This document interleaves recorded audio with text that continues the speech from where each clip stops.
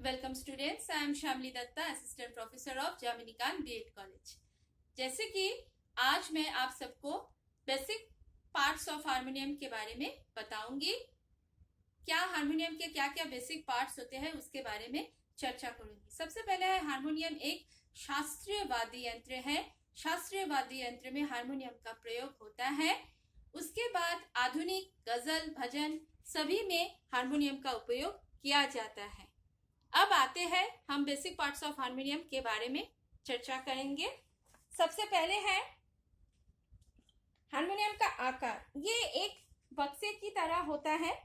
इसके कीबोर्ड की तरह दबाने के लिए ये जो सारे चीज होते हैं व्हाइट एंड ब्लैक में, वो कीज होते हैं।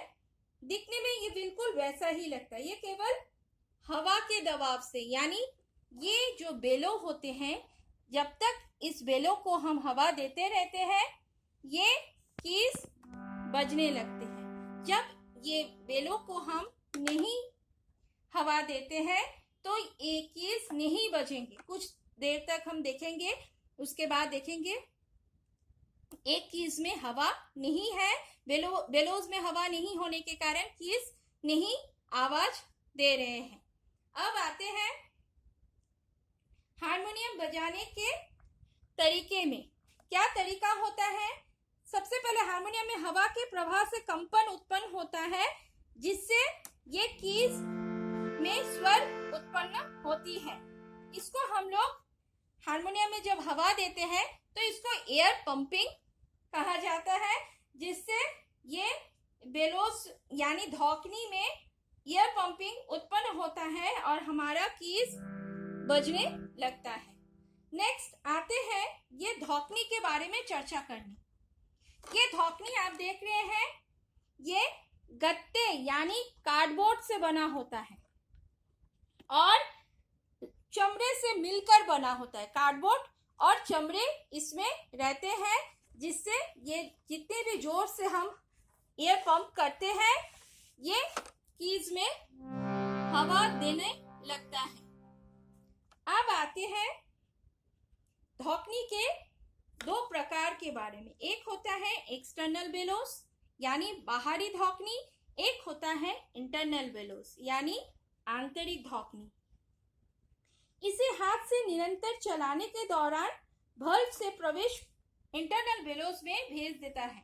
आप पीछे देखिएगा, एक छोटा छोटा ऐसे रहता है, ये है। इसमें हवा देने से इससे इंटरनल में बल्ब में आता है और ये आवाज देने लगते हैं, जिससे कारण ये रीड्स में आवाज आते रहते हैं। यानी आंतरिक बेलो में जब एयर पंपिंग हो जाता है तो ये हवा के कंपन पट्टी इस कीज तक पहुंचती है और एक कीज दबाने से आवाज उत्पन्न हो जाती है। इस तरह से एक्सटर्नल और इंटरनल बेलोस के बारे में जाने।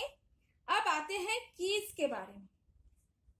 कीज को हिंदी में चाबी या कुंजी कहते हैं। कुंजी कहते हैं, ये सफेद होते हैं और काले होते हैं। सफेद सारे कितने होते हैं? 11, 12, 25 और black 1, 2, 3, 4, 5, 6, 7, 8, 9, 10, 11, 12, 13, 14, 15, 16, 17 black and 25 white keys होते हैं। कभी कभी ये हारमोनियम कुछ छोटे भी रहते हैं तो उसमें कीज कम रहते हैं।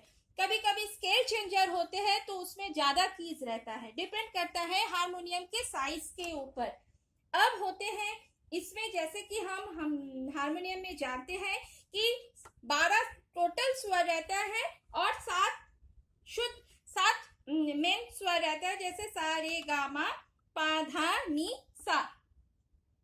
ये 7 मेन स्वर रहता है और टोटल अगर हम करेंगे तो सा कोमल रे, शुद्ध गा कोमल गा, शुद्ध मा तीव्र मा, पा शुद्ध धा कोमल धा, शुद्ध नी कोमल नी सा, यानी टोटल 12 स्वर होते हैं। अब हम धीरे धीरे सबके बारे में बताते हैं। ये जितने भी कीज है इसको हम लोग रीड्स बोलते हैं। ये रीड्स हो गया है, ये रीड्स होते हैं। इसके अंदर जो होते हैं